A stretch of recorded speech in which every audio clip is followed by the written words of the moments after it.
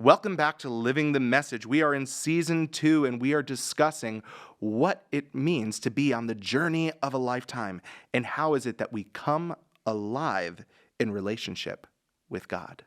Join us for this conversation.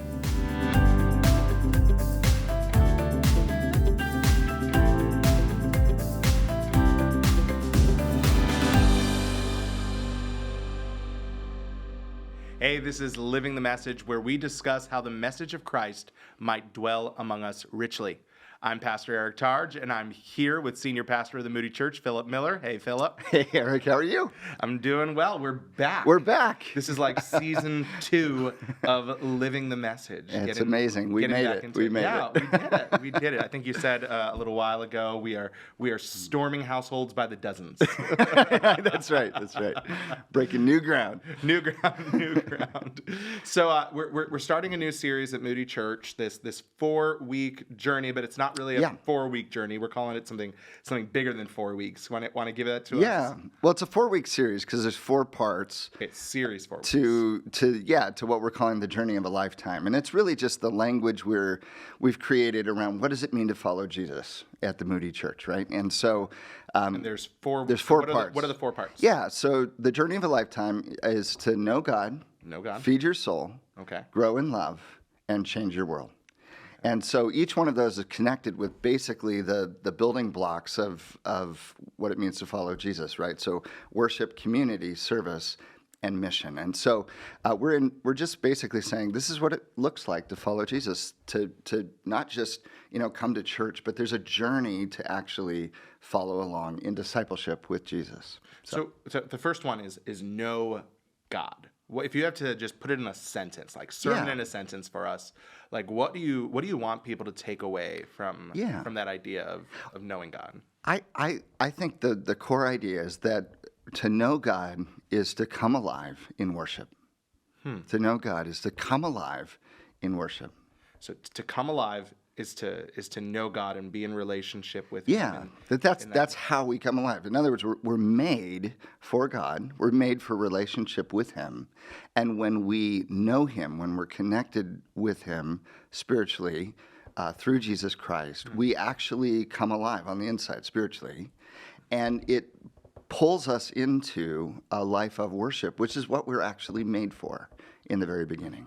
I think that phrase "come alive" is just really interesting that you use that, because I feel like every movie or television show that we see, when a person says "I feel alive," what they typically mean is that they've let go of all restrictions and expectations on them. They're free from like religion or anything else. Like so, to come alive, you're saying according to the Bible is to know God, but our culture says to come alive is to know yourself. Yeah. So why is that? Like, why is that tension there? And is the world right in any way, or are they completely off? Well, and how are they off? There is great value in knowing yourself, right? I mean, I think we're all a little bit of a mystery to ourselves. And so there is a journey to be had in terms of the inward journey of figuring out who you are and what your calling and giftedness is, and to live that. But it's ultimately not enough. Yeah. If you think about it, Eric, the times when you're most alive are often when it's like if you're standing on a precipice overlooking a thundering ocean, or a thunderstorm runs, and we had a big one the other day, like when the thunder booms, or the big canopy of stars and you're lost in the night sky, or like a great concert or movie or something grand, a sporting event.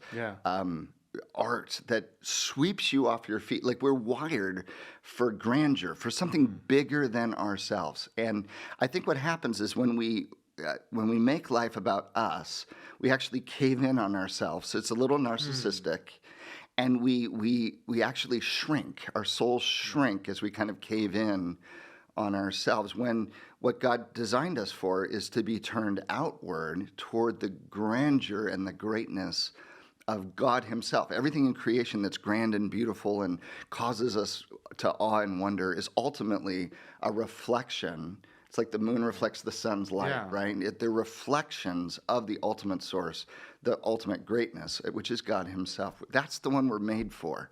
And so I think there's partial truth of like knowing yourself. That's an important thing. But the more important thing ultimately is to know God. And actually in knowing God, I've actually known myself more truly. Because to know God as he is, I start to see myself as I am. So for people that are trying to help others go on this journey of a lifetime, I'm just thinking about this for a second because you said that it was okay to know yourself. I feel like a lot of people, and there's a hot button word right now that people are using called deconstruction, right? It's like people are deconstructing their faith, and they're often starting by saying, listen, I need to just separate all that. I got to figure out what I think about everything. Like, I got to figure out who I am, and then I can explore religion, explore all that stuff. What would you say to like a parent or a friend who wants to help their loved one begin that journey of a lifetime, but it's starting off with a very me-centered way of thinking about it? Well, every relationship that's worth having, you have to honor a person on the way they reveal themselves to be, right? So if I my wife is Krista, and she has like dirty blonde hair, and she's short and kind of petite, okay? And so, but if I said, well, I know that's who you are, but what I would prefer to think of you as, platinum blonde, tall, like, Okay. it would totally dishonor her, right? Yeah. Because I'm not dealing with the person who is. And the same thing is true of God. Like, we can't just come to God and say, well, I want to believe in a God who is this, or I want God to be this way. Like, if there is a God, he is who he is, and it doesn't matter what I think I want him to be. He is who he is, right? And so at the end of the day, it's not really so much what kind of God do I want? It's, is there a God? And if he is there, who is he? What is he like? And what does it mean for me to know him truly as he is? Yeah. So what happens, though, is, we put this filter on it where it's like, well, I'm going to create a grid, and I'm only going to let God through if he fits my parameters. But what we're doing then is we're making God in our image, and we're trying to have a God who just says yes to everything we want to do and never presses up against the boundaries of our... if God is real, he's going to bust your categories, by definition. So if you say he has to fit my categories or I don't believe him, you're never going to meet the real God. Yeah. So God is by nature going to break the mold of whatever our expectations are. The question is, will we let him do that? Yeah. And of course, he's revealed himself in his word and through Jesus Christ ultimately in his coming. And so that's the question: is will we look at that and receive that in? Yeah. And so I would point people back to Jesus. Yeah. I think a lot of times the deconstructing that we're talking about is the extras of religious baggage that get heaped on, sort of traditional Christianity, and some of that needs to be peeled away. So there is a legitimacy to it, but run to Jesus, look at Jesus, get back to Jesus. That's the primary pursuit and call. Yeah. So when you're talking to moms, dads, good friends, what would you tell them? Like, if you're trying to help that person on that journey, what's the first thing that they should do? Go look at Jesus. Okay. Go look at Jesus.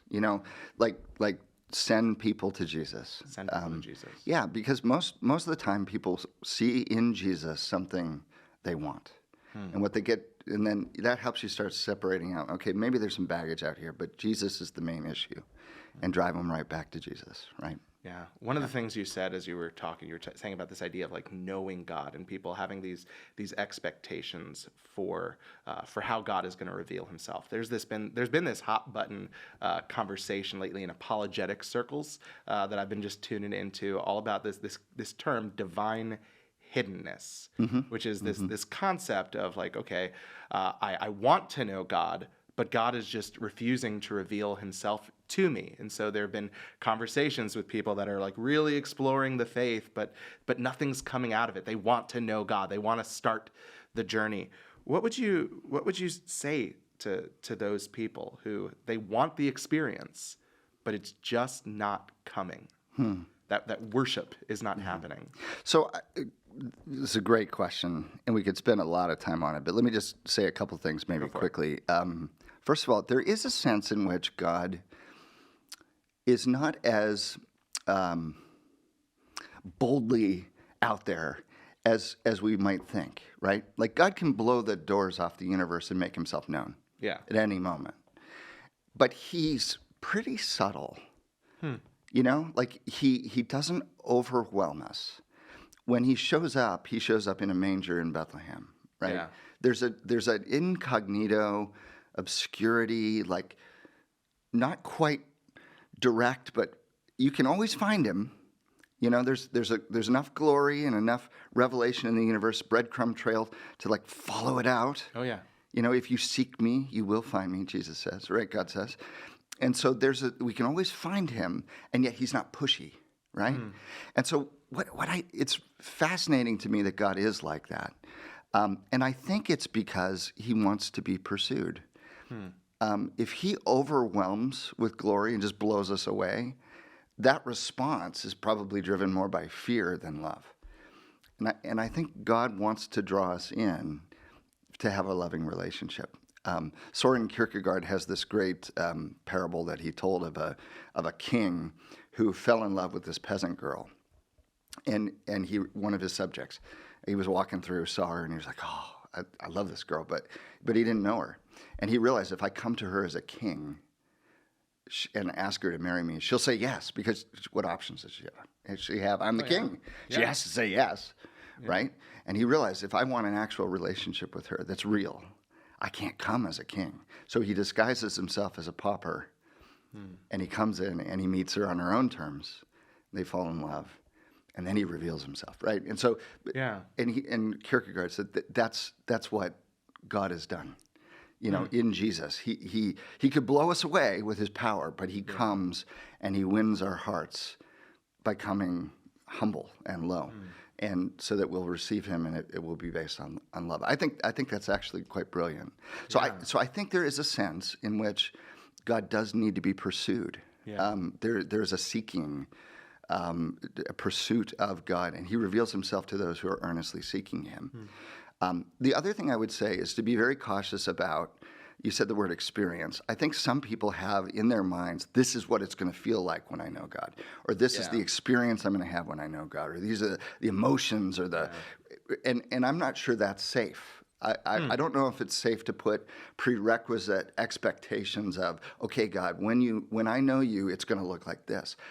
I don't know that we can do that. What do you mean by safe? I think that's just an interesting word. Well, I don't think it's good for us to say, God, like I really want to know you, and this is how I'll know you're there. Yeah. Like I'm putting requirements on God to meet. That's kind of manipulative. I would rather ask him and simply say, God, I want to know you. I believe that you've given this word to me to reveal yourself, that you sent Jesus. Like, I believe, help my unbelief. Yeah. And would you show yourself? Would you reveal yourself? Would you cement these truths? Help me believe. Yeah. There's a humble asking, and not putting requirements of, okay, and when you do that, it's going to look like this, God. I don't know that that's fair, Yeah. And I think what happens is maybe we hear somebody's experience with God and we think, oh, I want that. Yeah. And the longer I walk with God, the more people I talk with, their experiences with God are very varied. They're very different. Some people have very intellectual relationships with God. Others much more emotional, experiential.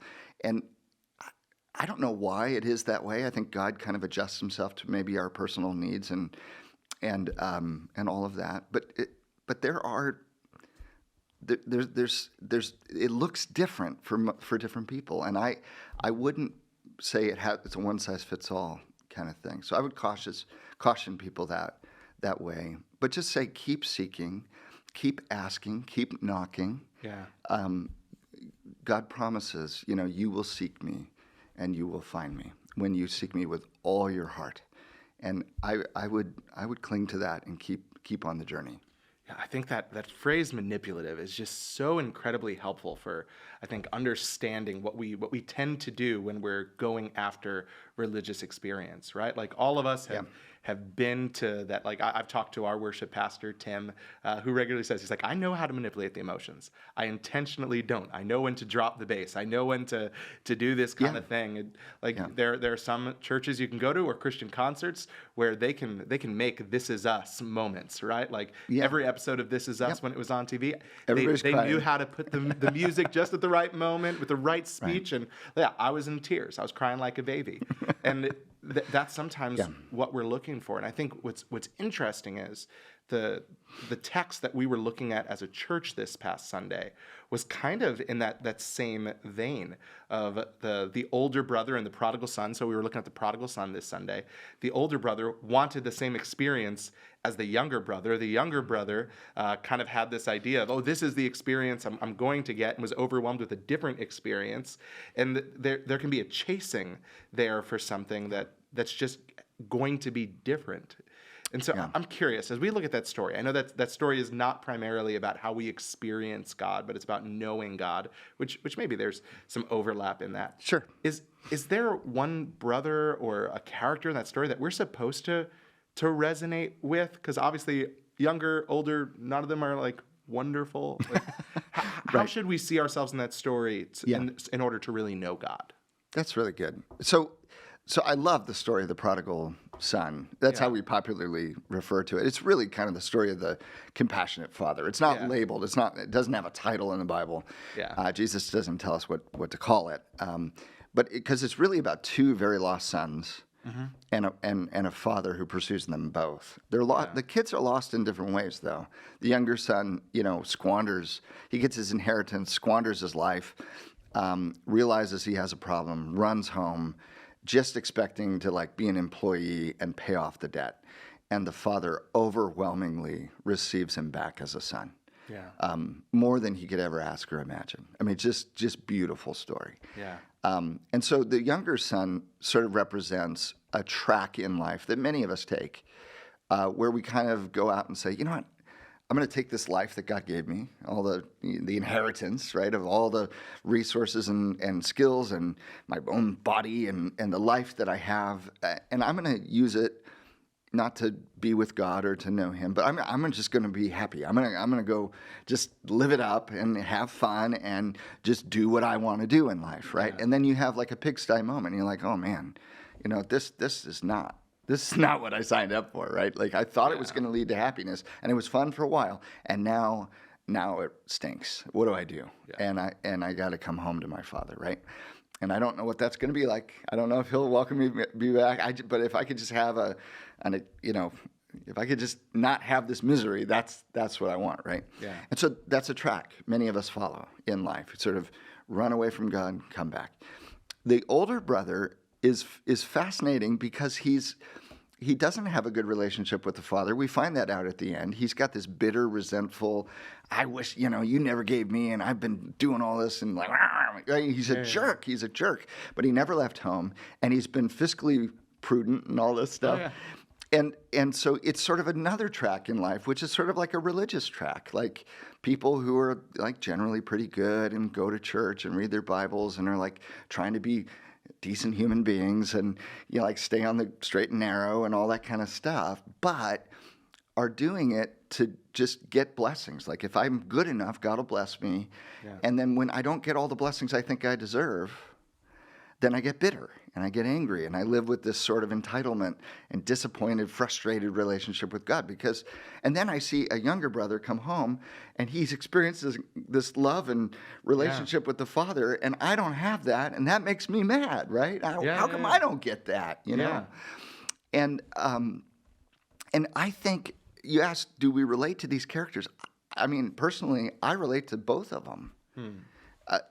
In my life, there are deep sins. I have messed up big time. I don't deserve the Father's love, right? And yet I'm in Jesus Christ because He's my righteousness. I'm loved for Jesus' sake. That's amazing. And I get to be a son of God, even though I've messed up so deeply. That's incredible, right? Forgiven because of Jesus, sacrifice, substitution, His life for mine. Beautiful. There's also in me the older brother, because, and this older brothers, think deep down, they don't say it out loud, but they think deep down they're really better than the other people around them.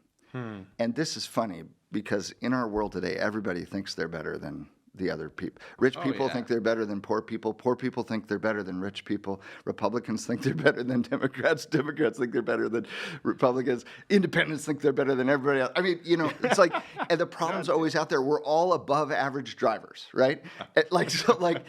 When you have, It's always the other person's it's always the other person, right? This is,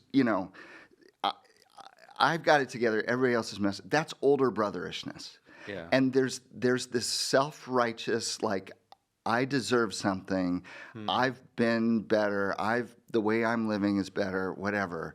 And that sort of, I deserve something is an inherent flaw. It's self-righteousness that resides in our hearts, and that's sin.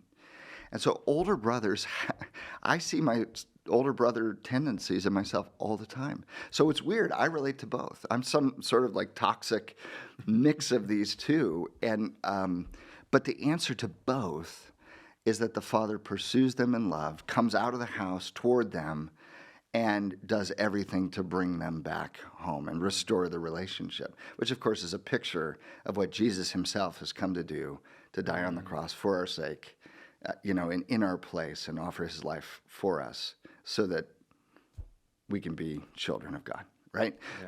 So that's the answer to it all. And what's actually interesting is when you live with the text long enough, in some sense, I think, as a follower of Jesus, you start to realize that the Father, the heart of the Father, is the heart that God wants you to have too. Because ministry, in many ways, is to take the role of the Father and run after the lost sons and daughters of God, right? And that's what ministry is. That's what we do every week in church. We're trying to embody the heart of the Father, who in compassion runs after people who have messed up their lives and people who feel like they're too good. Pharisees and sinners and prostitutes all need to come home into the grace of God. That's ministry. It's the heart of the Father. So I think you can actually, when you live with this, see yourself maybe in some sense in all three characters, which is fascinating. Yeah, sometimes we're the younger brother, sometimes we're the older brother, and we're always called to mirror and reflect the Father. Right. That's right. So how would you say we do that? Because I think that mirroring and reflecting, that's a form of worship, right? Yeah. So how do we actually become worshipers? How do we go from knowledge to worship? Well, so that's where all of this is going, right? Is if I'm made to know God, to come alive in worship of him, but I've been estranged from him, whether I had mainly a younger brother life and an older brother life, however I've estranged myself from God, the answer to coming home is the grace of God through Jesus Christ pursuing us. And once we receive that, Eric, once we receive the redeeming, pursuing, sacrificial life that Jesus offers on our behalf, we receive that and let it wash over us. It starts to change us. It changes us on the inside.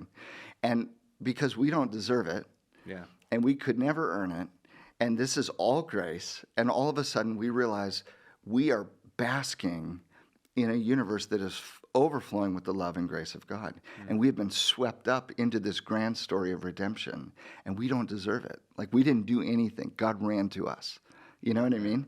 And like, if that can really settle down into our hearts, I think it makes everything beautiful, right? Yeah. Every day is a gift. Every breath is a gift. I wake up in the greatest love story in the history of the universe. The God who is eternal and alive and better than anything I could ever imagine has chosen me and loved me. I'm secure in his arms. I wake up in that every day. And so all of my life is a living sacrifice for him. It's like, whatever you want, I'll do it. Right? I want to love you today. I want to worship you today. I want to thank you today. I want unleash compassion toward other people and show others the love that I've experienced and share it with others. And that's a life of worship. It's not just songs I sing on Sunday. It's the life I live Monday through Friday, right? So everything in my life can become this wondrous extension of this beautiful story I've been swept up into and this God that I now know, right? Yeah. That's a life of worship. And so that's where all this is going. To know God is to come alive in worship. And that's what we're made for. Well, that's the first step of the journey, to know God. And we're going to be, over the next 4 weeks or 3 more weeks, looking at the other steps of that journey. And the ways that you can really get involved in that are plentiful. One, you should get connected to a community. Come join us here live at the Moody Church.